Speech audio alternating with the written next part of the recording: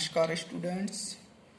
आज हम English grammar के बारे में आपको बताते हैं। इंग्लिश ग्रामर में स्टूडेंट्स दो पार्ट्स होते हैं। नंबर 1 ग्रामर, नंबर 2 होता है ट्रांसलेशन। तो ग्रामर में तो जैसे पार्ट्स ऑफ स्पीच वगैरह आते हैं, और ट्रांसलेशन में आपके tense, sentence, conditional sentence, complex, compound, simple, वो सारी चीज़ें आती हैं। तो पहला पार्ट्स हम आज स्टार्ट कर रहे हैं ग्रामर, जिसमें पार्ट्स ऑफ स्पीच का इंट्रोडक्शन रहेगा, पार्ट्स ऑफ स्पीच के टाइप्स, और फिर आगे हम इन फ्यूचर पर डे जैसे 1 वीडियो आपके लिए या 2 वीडियो अवेलेबल करवाएंगे, जिसमें हम सीक्वेंस से सारा कुछ स्टडी करेंगे, जो कि आपके हर कंपटीशन में, एकेडमिक क्लासेज में, हर जगह पर आपको हेल्प करेगा ग्रामर में, और आप ग्रामर में, इंग्लिश ग्रामर का कोई भी कंपटीशन क्वालिफाइड कर पाएंगे। तो सबसे पहले हम देखते हैं आज पार्ट्स ऑफ स्पीच। तो पार्ट्स ऑफ स्पीच देखिए, मैं थोड़ा सा आपको इंट्रोडक्शन बताता हूँ कि what is parts of speech, parts of speech क्या होते हैं, पार्ट्स ऑफ स्पीच के टाइप्स कितने हैं, और हमें उनको कैसे आइडेंटिफाई करना है, उनका कैसे यूज करना है, और उनका करेक्ट यूज कैसे है। ये सारी चीज़ें इस चैप्टर में आप अच्छे से स्टडी करोगे, ठीक है। तो सबसे पहले हम देखते हैं पार्ट्स ऑफ स्पीच। देखिए पार्ट्स ऑफ स्पीच, ये आपको हेडिंग दिख रही होगी, पार्ट्स ऑफ स्पीच, यानी हिंदी में कहेंगे इसको शब्द भेद। अब देखिए शब्द भेद कैसे, मतलब क्या होता है। जैसे आप हिंदी लैंग्वेज में या इंग्लिश लैंग्वेज में या एनी किसी भी लैंग्वेज में आप एक सेंटेंस बनाते हैं, अर्थात एक वाक्य बनाते हैं, तो उस वाक्य में कई वर्ड्स यूज होते हैं, कई वर्ड्स को मिला करके एक सेंटेंस क्रिएट होता है। तो जैसे सेंटेंस में मान लीजिए वैसे फॉर्म में अकॉर्डिंग होता है, जैसे सब्जेक्ट, ऑब्जेक्ट, वर्ब, ये सारी चीज़ें। और वैसे उनमें जैसे कोई प्रोनाउन है, कोई वर्ड नाउन है, कोई वर्ब है, कोई एडजेक्टिव है, कोई एडवर्ब है। तो ये सारी चीज़ें हम आइडेंटिफाई तभी कर पाएंगे जब हमको पार्ट्स ऑफ स्पीच की नॉलेज होगी, अर्थात हमको इन सारे वर्ड्स की नॉलेज होगी कि नाउन क्या होता है, वर्ब क्या है, एडजेक्टिव क्या है, प्रोनाउन क्या है, ये सारी चीज़ें। तो सबसे पहले हम देखेंगे पार्ट्स ऑफ स्पीच की definition. What is parts of speech? देखिए, we know that a sentence, clause, phrase made of words. इसका अर्थ है कि हम जानते हैं कि एक वाक्य या क्लॉज अर्थात उपवाक्य या फ्रेज अर्थात वाक्यांश, मेड ऑफ वर्ड्स यानी कई शब्दों से मिलकर के बनता है।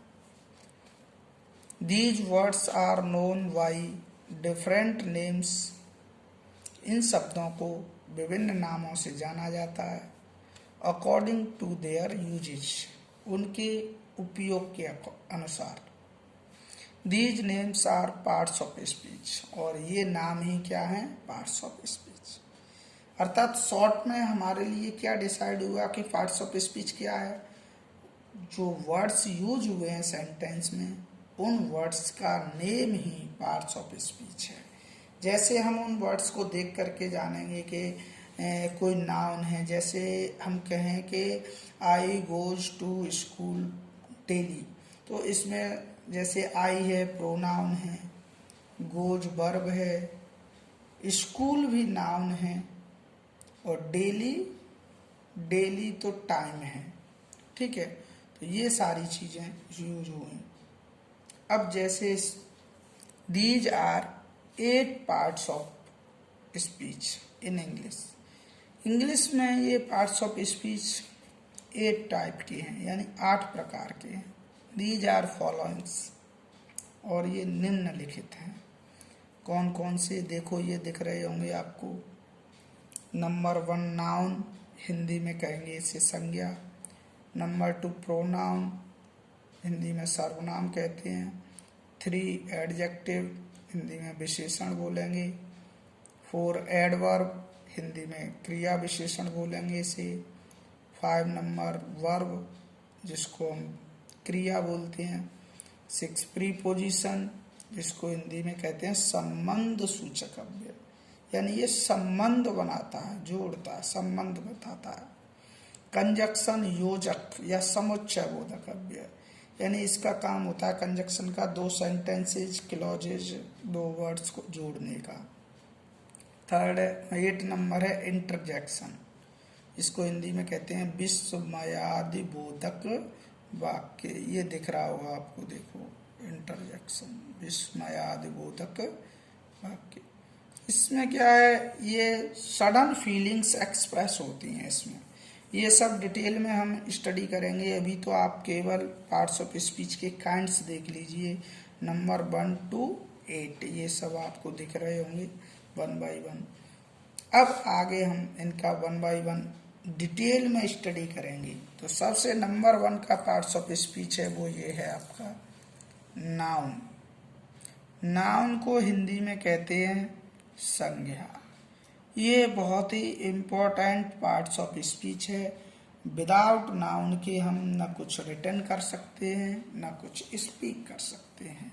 नाउन तो इम्पोर्टेंट है, क्योंकि हर कार्य को कोई न कोई व्यक्ति करता है और वो व्यक्ति का नाम नाउन कहलाता है।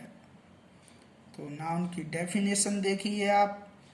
नाउन की डेफिनेशन है, a noun is a word used to name a person, animal, place, thing and abstract idea. It means एक नाउन जो है होता है वो एक ऐसा शब्द होता है जिससे किसी व्यक्ति, जानवर, स्थान, वस्तु का नाम और अब्स्ट्रैक्ट आइडिया, यानी कोई आपकी ये कहें गुण, ये क्वालिटी, या ये कह लें आपकी जो फीलिंग्स होती हैं वो एक्सप्रेस होती हैं। तो नाउन क्या है? नाउन किसी व्यक्ति, वस्तु, स्थान, जानवर और फीलिंग्स का नाम। ठीक है, तो I think you may understand better what is noun. तो मैं समझता हूँ अब आप समझ गए होंगे कि संज्ञा क्या होती है। जैसे फॉर एग्जांपल दिए हुए हैं कुछ इसमें, जैसे राम, श्याम, सोनू, ये पर्सन्स नेम हो गए। टेबल, चेयर, कप, ये आपकी थिंग्स, वस्तुएं हो गई।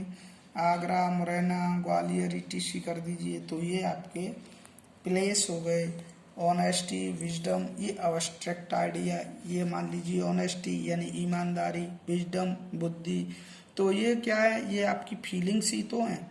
ऐसा तो है नहीं कि ऑनेस्टी कहीं पे कोई मार्केट में मिलती हो। ऑनेस्टी क्या है, आपकी फीलिंग्स है। टाइगर, लायन, डॉग, ये आपके एनिमल्स हैं, आप अच्छे से जानते हैं सभी ये इन सब को। तो ये आपकी डेफिनेशन और एग्जाम्पल हो गए नाउन के। तो अब आप आराम से समझ सकते हैं और इस टाइप्स के वर्ड्स को आप आइडेंटिफाई भी कर सकते हैं कि ये सभी क्या हैं, ये सभी नाउन हैं। तो इनको आप आराम से देख सकते हैं, आइडेंटिफाई कर सकते हैं। अब हम आगे नाउन के बारे में स्टडी करते हैं। देखिए, जैसे ये आपको दिख रहा होगा काइंड्स ऑफ नाउन। तो काइंड्स ऑफ नाउन में जैसे नाउन के काइंड्स कितने हैं, तो basically there are 5 kinds of noun in English, यानी मूल रूप से नाउन के 5 प्रकार होते हैं, 5 काइंड्स होते हैं।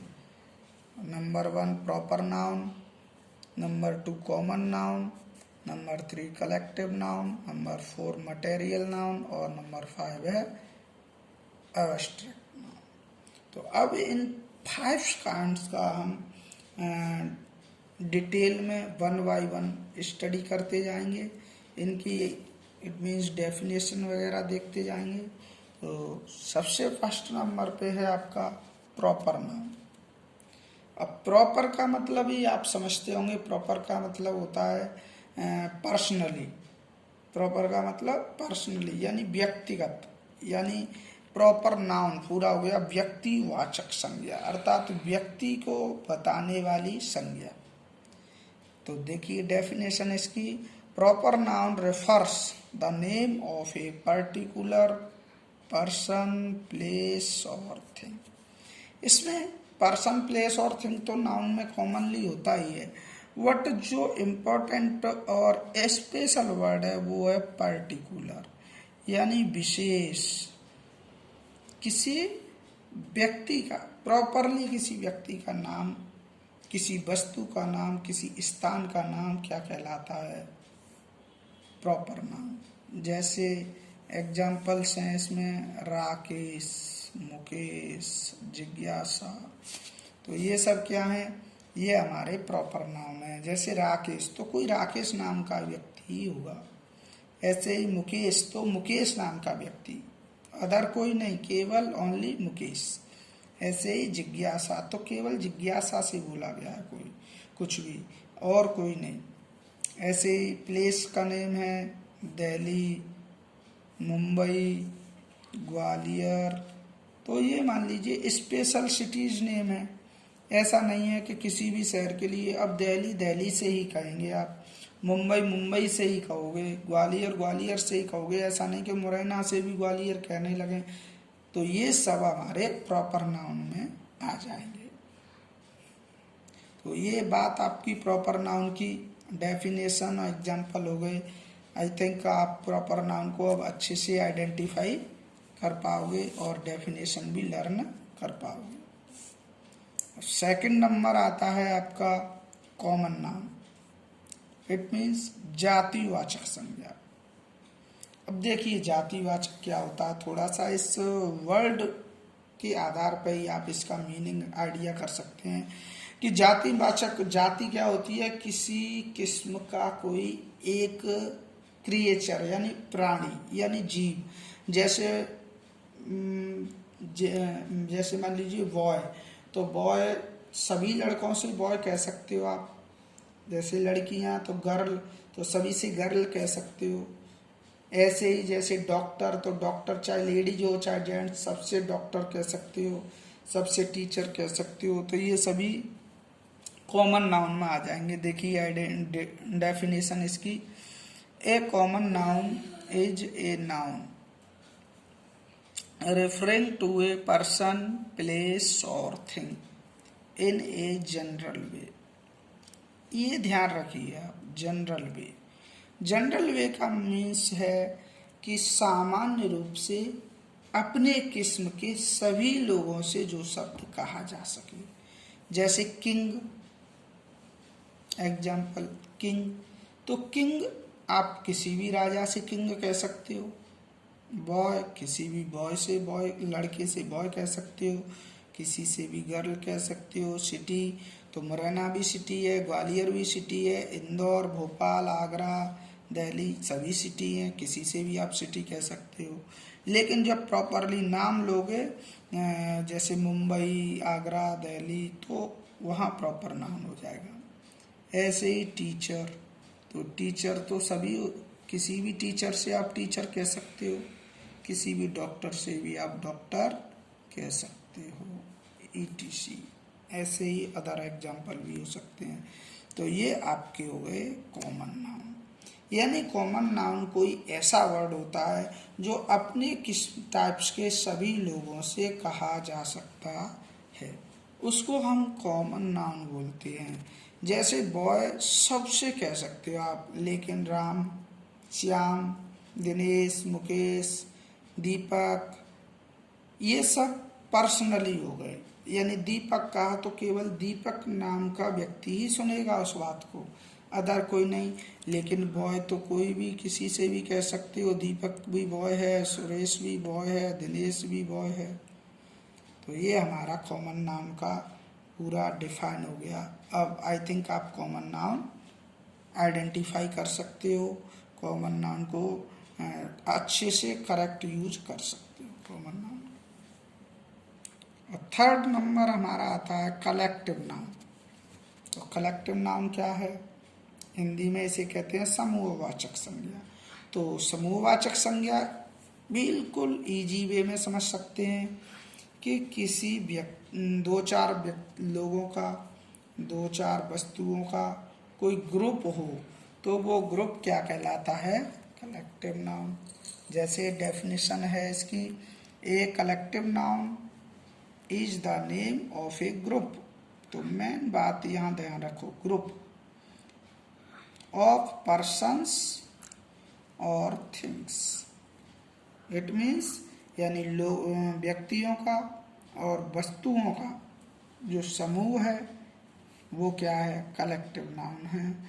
Taken together and spoken of as a whole, as unit. यानी एक इकाई के रूप में, एक समूह के रूप में जब दो चार लोगों के किसी ग्रुप को बनाया जाए, वस्तुओं का ग्रुप हो, तो वो क्या कहलाता है?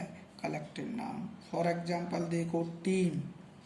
अब किसी गेम की, जैसे क्रिकेट टीम है, कबड्डी टीम है, फुटबॉल टीम है, हॉकी टीम है, तो वो टीम किसी एक व्यक्ति की टीम तो होती नहीं है, आप समझ सकते हैं। उस टीम में कई प्लेयर्स होते हैं तो वो टीम कहलाती है। ऐसे ही कमिटी, सभा, तो कमिटी भी आप जानते हैं, सभा भी एक व्यक्ति की सभा तो होगी नहीं, कम से कम दो चार व्यक्ति तो होंगे ही। ऐसे ही आर्मी, इसमें अनेक सोल्जर्स होते हैं। क्राउड, भीड़, तो भीड़ एक व्यक्ति से नहीं लगती, कई लोग व्यक्ति। ऐसे ही फ्लॉक, ये फ्लॉक भी झुंड या समूह होता है पशुओं का, पक्षियों का। और ग्रुप तो जानते ही हैं आप, समूह। तो ये सभी हमारे कलेक्टिव नाउन्स हो गए। टीम ये प्लेयर्स का समूह है, कमेटी किसी नेता या दो चार लोगों का समूह, आर्मी सोल्जर्स का समूह, क्राउड लोगों की भीड़, जैसे कहीं चौराहे वौराहे पे, मार्केट में दो चार लोग, 10-20 लोग इकट्ठे हो जाएं। फ्लॉक पशु पक्षियों का झुंड, और ग्रुप समूह। तो ये सब कलेक्टिव नाउन के एग्जाम्पल हैं। अब कलेक्टिव नाउन में जैसे कई ग्रुप के नेम होते हैं तो वो मैं आपको डिटेल में बताऊंगा कि पशुओं के झुंड को क्या कहते हैं, वर्ड्स के झुंड को, बीज के झुंड को, और आपका जो बैंड होता है ना म्यूजिशियंस का, अदर जितने भी तमाम कलेक्टिव नाउन्स हैं, तो जिनमें थोड़ा थोड़ा इम्पोर्टेंट जो कलेक्टिव नाउन्स होंगे उनकी लिस्ट में आपको अवेलेबल नेक्स्ट वीडियो में कराऊंगा। तो आज के लिए इतना ही फ्रेंड्स, और जिज्ञासा इंग्लिश क्लासेस में मैं आपका बहुत बहुत वेलकम करता हूं। और अगर आप लोगों को ये वीडियो हमारा अच्छा लगे, आपको कुछ इंटरेस्टिंग और लर्नेबल टॉपिक इसमें फील हो, तो हमारे चैनल को आप अवश्य ही श्योरली लाइक करें, शेयर करें और सब्सक्राइब करें। Thanks, good night friends. आज के लिए इतना ही। नेक्स्ट वीडियो में मैं यहाँ से आगे आपका कलेक्टिव नाउन का डिटेल और आपके दो ये जो बचे हैं मटेरियल नाउन, अब्स्ट्रैक्ट नाउन, ये अवेलेबल करवाऊंगा। उसके बाद फ्रेंड्स हम देखेंगे नाउन नंबर्स के बारे में, नाउन केस के बारे में, और नाउन जेंडर के बारे में। तो ये इस हिसाब से हम फिनिश करेंगे नाउन चैप्टर को। और फिर उसके बाद में कंपटीशन लेवल का जो आपका नाउन टॉपिक के बारे में, नाउन से रिलेटिव जो एरर्स होती हैं उनके बारे में, और जो एरर्स के अकॉर्डिंग जो रूल्स हैं कि क्या क्या हमें स्पेशल रूल्स एक्सेप्ट करने हैं, किन किन बातों को हमें ध्यान रखना है, वो सारी चीज़ें मैं आगे in future 1 by 1 step by step आपको पर डे 1 और 2 वीडियो के अकॉर्डिंग अवेलेबल करवाता जाऊंगा। और एक बार फिर आपसे रिक्वेस्ट करूंगा कि आपको अगर हमारा वीडियो अच्छा लगे तो फ्रेंड्स वीडियो को लाइक करें, शेयर करें, सब्सक्राइब करें और अपने मित्रों को बताएं, और इस वीडियो का आप प्रॉफिट लें, और आपको लिए ये बहुत ही हेल्पफुल होगा। और अपने सुझाव भी दें कमेंट बॉक्स में, जिससे कि मैं अपने वीडियो को और भी बेटर कर सकूं। धन्यवाद। Good night.